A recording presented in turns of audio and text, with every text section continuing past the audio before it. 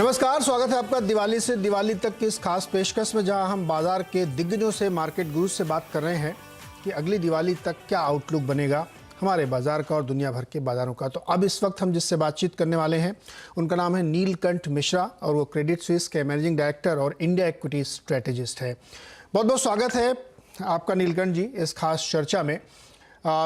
बहुत straight forward पहला सवाल मेरा ये है कि दुनिया भर में जो इस वक्त जियो पॉलिटिकल और इकोनॉमिक सिचुएशंस बनी हुई है, उस पर आपका पर्सपेक्टिव, आपका व्यू क्या है?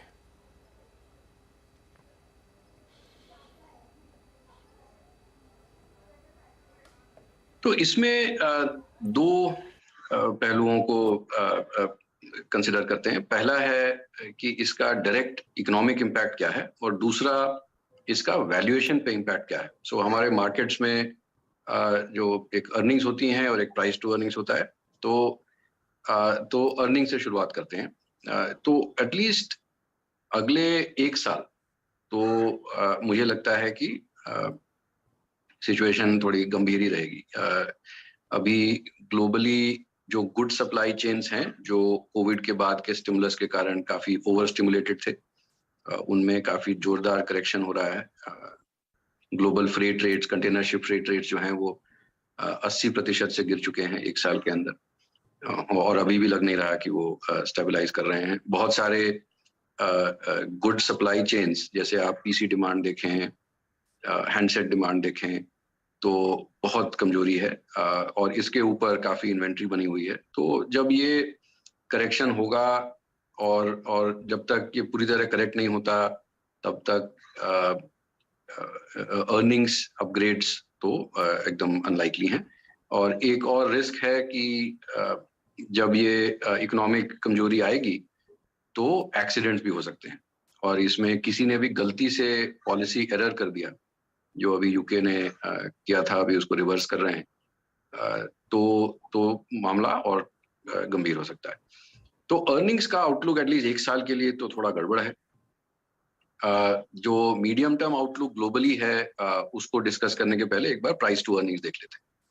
सो प्राइस टू अर्निंग्स का सबसे बड़ा डिटर्मिनेंट होता है कॉस्ट ऑफ इक्विटी, और उसके दो भाग होते हैं।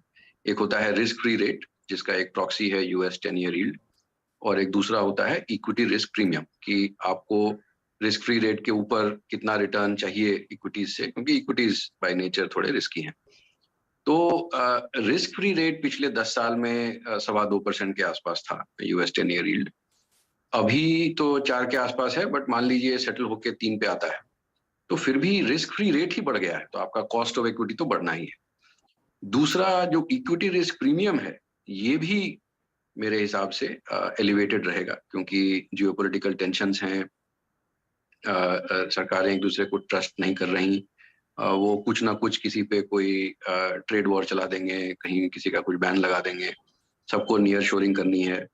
तो इससे क्या होगा कि ग्लोबल इकोनॉमिक एफिशिएंसी खराब होती है, तो वही लेवल ऑफ ग्रोथ लाने के लिए आपको इन्फ्लेशन काफी बढ़ाना पड़ेगा। तो इन सब चीजों के कारण इक्विटी रिस्क प्रीमियम भी बढ़ा रहेगा। तो ग्लोबल प्राइस टू अर्निंग्स मेरे हिसाब से अगले कुछ साल जितने जो हम यूज टू रहे हैं पिछले 10 साल में, उससे काफी कम होंगे, बिकॉज कॉस्ट ऑफ इक्विटी बढ़ गई है। और इसी से आपको यह भी अंदाजा लग जाएगा कि अगले 3 से 5 साल ग्लोबल अर्निंग्स ग्रोथ भी बहुत बढ़िया शायद नहीं होगी। तो पॉलिसी रिवर्सल जब भी हो, तब हम लोग असेस कर सकते हैं कि कितना ग्रोथ आएगा। इंडिया के लिए आई थिंक सबसे बड़ा रिस्क इसमें कॉस्ट ऑफ कैपिटल होगा, क्योंकि हम कैपिटल इंपोर्टर हैं, हमारा करंट अकाउंट डेफिसिट रहता है। तो अगर बाहर से फॉरेन कैपिटल नहीं आया, अलग अलग फॉर्म्स में, foreign direct investment, foreign portfolio investment, तो हमारे ग्रोथ पे भी असर पड़ सकता है। मिश्रा जी, इसमें एक बड़ा पॉइंट, अगर इंडियन कॉन्टेक्स्ट में इसको मैं रेप्लिकेट करूं और लागू करूं, तो इसमें